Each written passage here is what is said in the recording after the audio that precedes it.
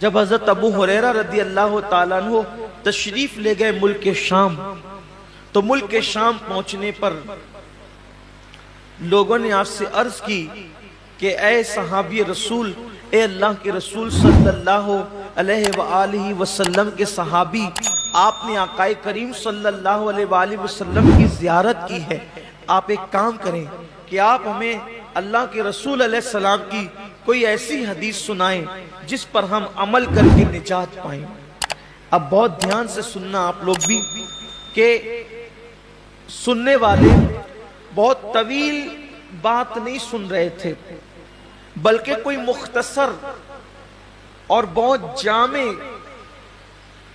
انہیں کوئی مضمون چاہیے تھا۔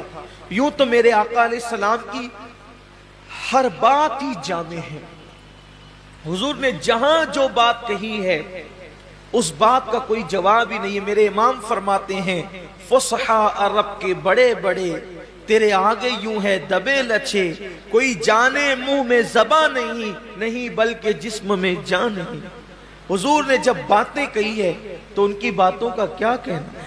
آج بھی آقا علیہ السلام کی حدیث پڑھی جاتی ہے تو انسان پر ایک عجیب سا کیف چھا جاتا ہے۔ جب دوسروں کی زبان سے گفتگو مصطفیٰ سنی جاتی ہے تو ایسا کیف آتا ہے، جب وہ اپنی زبان سے خود اپنی بات کرتے ہوں گے تو اس وقت تو کیف و سرور کا عالم کیا ہوتا ہوگا۔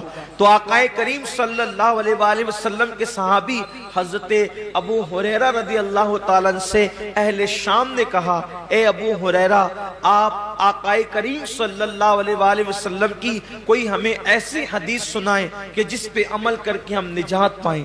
اب یعنی کہ سنا تو بہت تھا حضرت ابو ہریرہ نے، لیکن اب کوئی ایسی روایت اس میں سے نکالنا ہے جو مختصر بھی ہو اور لوگوں کے لیے راہ نجات بھی ہو۔ اللہ اکبر۔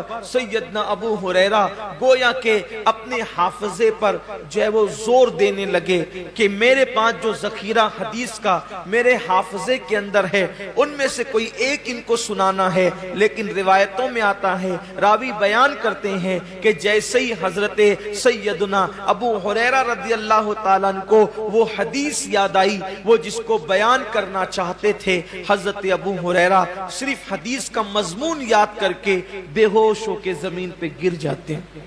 امام غزالی رحمت اللہ علیہ لکھتے ہیں کہ مضمون حدیث یاد کر کے حضرت ابو ہریرہ زمین پہ گر گئے۔ جب آپ کو ہوش آیا، لوگوں نے پوچھا، اے ابو ہریرہ کیا بات ہے؟ حضرت ابو ہریرہ فرماتے ہیں، جس حدیث کو سننے کی تم بات کرتے ہو اس کا مضمون میرے ذہن میں آیا تو اسی لیے مجھ پر غشی طاری ہو گئی۔ اور پھر اب حضرت سیدنا ابو ہریرہ رضی اللہ تبارک و تعالی عنہ حدیث بیان کرتے ہیں۔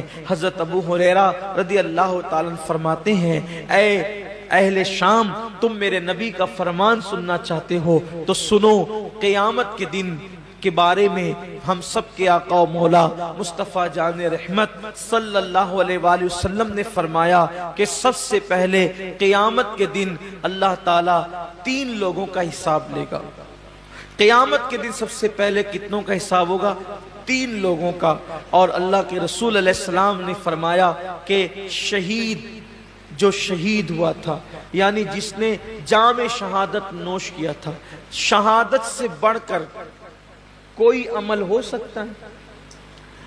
اس لیے کہ شہید وہ ہوتا ہے جس نے اپنی جان اللہ کے لیے ختم کر دی،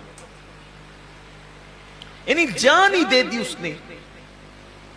شہید نے، قربانی میں تو ہم جانور کی گردن پہ چھری چلاتے ہیں، شہید نے تو اللہ کے لیے اپنی گردن پیش کر دی۔ شہید نے اپنی گردن پیش کر دی۔ سب سے پہلے شہید آئے گا اور اللہ تبارک و تعالیٰ اس شہید کو اپنی نعمتیں یاد دلائے گا، اور نعمتیں یاد دلا کر کے اللہ تعالیٰ جب اس کو اپنی نعمتیں یاد دلائے گا تو پوچھے گا، اے میرے بندے، میں نے تجھے اتنی نعمتیں دی، اب بتا تو نے میرے لیے کیا کیا؟ شہید عرض کرے گا، مولا تو جانتا ہے کہ تو نے مجھے نعمت دی تو میں نے تیرے لیے اپنی جان قربان کر دی، گلا کٹا دیا، گردن کٹا دیا اور میں شہید ہو گیا، میں نے جان دے دی تیرے لیے۔ اللہ فرمائے گا تو جھوٹا ہے، اللہ فرمائے گا تو جھوٹا ہے، تو نے اس لیے گردن نہیں کٹائی تھی کہ میں راضی ہو جاؤں، بلکہ تو نے اس لیے گردن کٹائی تھی تاکہ لوگ تجھے بہادر کہیں، لوگ تجھے بہادر کہیں۔ بہادر کہلانے کی وجہ سے تو نے یہ کام کیا تھا، سو وہ لوگوں نے تجھے کہہ دیا اور میں نے تجھے بہادر کہلوا دیا، اس لیے آج تیرے لیے میرے پاس نہیں ہے کچھ، اور تو نے جس کے لیے عمل کیا تھا اب جا کر کے ان سے صلہ حاصل کر لے۔ گھر کی فریج بھرنے والوں اور گھر کی فریج بھرنے کے لیے قربانی کرنے والوں، یا لوگوں کی جھوٹی شہرت کے لیے قربانی کرنے والوں، ذرا ہوش کے ناخون لو۔ یہاں تو جانور کی گردن پہ چھری ہے، وہاں تو اس نے اپنی گردن کٹائی۔ اللہ فرمائے گا تو جھوٹا ہے، بہادر کہلانے کے لیے شہید ہوا تھا، جس کے لیے تو نے یہ کام کیا تھا جا کے ان سے صلہ حاصل کر، آج تیرے لیے میرے پاس کچھ نہیں ہے۔ اور اللہ فرشتوں سے کہے گا اس بدبخت کو گھسیٹ کر کے جہنم میں لے جاؤ۔ میں یہ نہیں کہتا کہ قربانی کا گوشت گھر میں رکھنا جائز نہیں، پورا بھی رکھ سکتے ہو، لیکن اللہ کے لیے تو کوئی قربانی کرے۔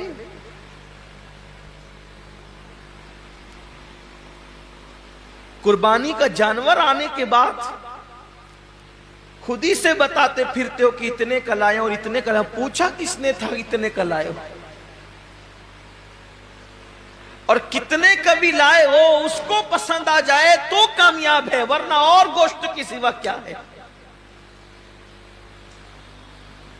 اس کا چرچا مت کرو کہ آپ قربانی کتنے کی کریں، اس لیے کہ کبھی کبھی وہ بہت چھوٹوں کی بھی قبول کر لیتا ہے، بہت چھوٹی قربانیاں بھی وہ قبول کر لیتا ہے، وہ بہت بڑی بڑی بھی رد کر دیتا ہے۔ اللہ کے رسول صلی اللہ علیہ وسلم